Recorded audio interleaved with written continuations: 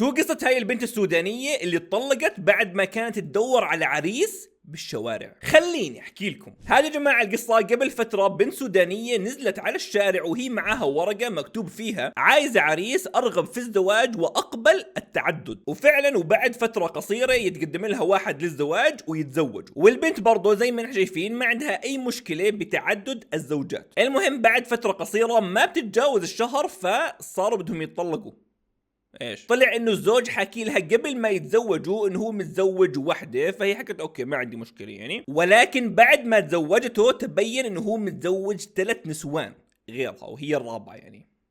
فطلعت بفيديو وحكت بما معناه انه هذا الزوج طلع مش مزبوط بالمره، وطلع انه هو متزوج 3 وكذب علي ومش عارف شو من الحكي، وطلع برضه انه بعد ما تزوجوا الزوج اخذ كل الهدايا وشلف هرب. فكتير غريب الشغله، زي اللي صام وافطر على بصله.